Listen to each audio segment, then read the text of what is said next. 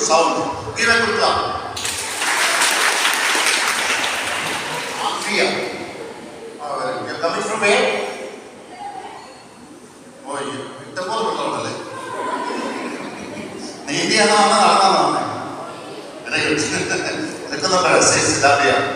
நீங்க ஊர்ல சொன்ன அப்பா மட்டும் கேட்டுன்னு சொல்லுங்க, அம்மா கேட்டுன்னு சொல்லுங்க. தெரிஞ்சா தெரிஞ்சுக்கூடாது அப்பனை அம்மையை கேட்டுருந்தாங்க, அப்பனை அம்மையை சோதிச்சது இருந்தாங்க. அப்பா பக்கத்துல சொன்ன சொல்லுங்க, நானே வந்து உன்னை கேட்டேன். தெரிஞ்சா சார் விஜயோட படம்லாம் தரவே கொடுது, விஜயோட படம்லாம் தரவே கொடுது. കാണല്ലോ എന്താ വേണം?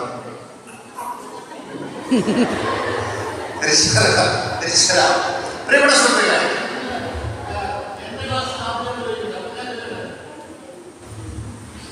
മൂന്നാം തീയതിയാണോ നിങ്ങൾ ഓർക്കുന്നത്? നാലാം തീയതി. ഈ മാസത്തിലെ 3 ആണോ നിങ്ങൾക്ക് ഇഷ്ടം? 4 ആണോ? Are you anxious about 3rd or 4th? പറയൂ. നാലെന്താ പ്രത്യേകത? 4ാം തീയതി അവധിയോ? അയ്യോ, 3ാം തീയതി ക്ലാസ് തുടങ്ങും, 4ാം തീയതി അവധിയാണ്. എന്താ കാരണം? ഇലക്ഷൻ റിസൾട്ട് അറിയുന്നുണ്ടല്ലോ, അവധിയായിരിക്കും. ഇവരല്ല, ഓൾമോസ്റ്റ് ഓൾ അവധിയാണ്. അപ്പോൾ 4ാം തീയതി തീരുമാനിക്കും 5 കൊല്ലം നമ്മൾ ആര് നമ്മളെ ഭരിക്കണം. 3ാം തീയതി വരെ നമ്മൾ തീരുമാനിക്കും ആര് നമ്മളെ ഭരിക്കണം.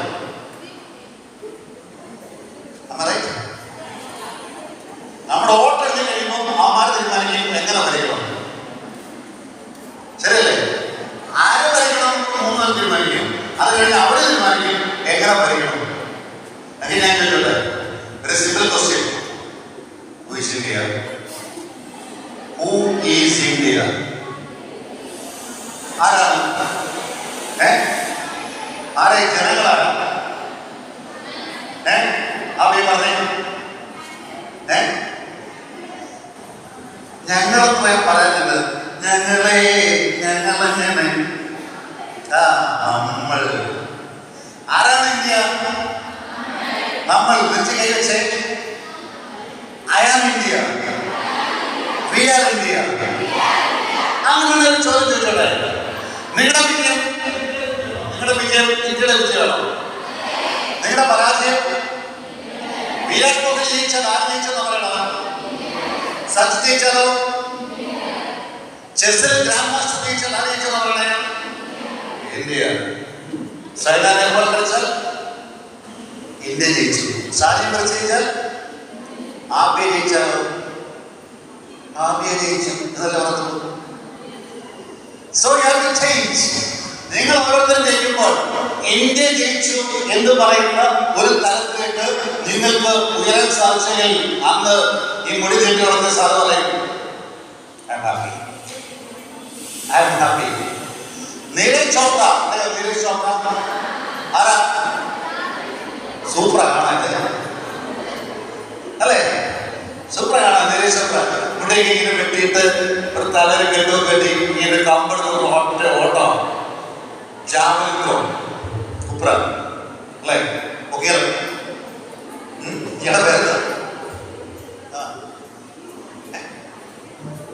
അഭിരാമി. Very good. അഭിരാമി വാക്കിനർത്ഥം അഭിരമിക്കുന്നവർ അർത്ഥറിയോ? ഓക്കെ, തീർച്ചയായും. പ്രിയപ്പെട്ട സുഹൃത്തുക്കളെ, ആരാണ് ഇന്ത്യ എന്ന് ചോദിച്ചാൽ ഞാൻ തീർച്ചയായിട്ടും പറയും നമ്മളാണ്. ഞാൻ ഇംഗ്ലീഷ് പറയണോ? നിങ്ങളറിയോ? നിങ്ങൾ എപ്പോഴൊക്കെ നിങ്ങളുടെ ജീവിതത്തിന്റെ വിജയത്തിന്റെ താളുകൾ ഒന്നൊന്നായിട്ട് മറിച്ച് കളയുമ്പോൾ അപ്പോഴൊക്കെ നിങ്ങൾ പറയും ഇന്ത്യ മഹാരാജ്യം വളരുകയാണ്. നിങ്ങൾ എവിടെ തളരുന്നുണ്ടോ അവിടെ ഞങ്ങൾ പറയും India മഹാരാജ്യം തളരുകയാണ്. So the students who are sitting in front of me, in the name of Balagammadam, that I will say, you are representing India. You are representing India. അപ്പോൾ ഇന്ത്യ മഹാരാജ്യത്തിന്റെ വിജയമാണ് നിങ്ങളുടെ full A+. Am I right? Full A+ വേണമെന്നുള്ള കൈ കൊടുക്കുകയും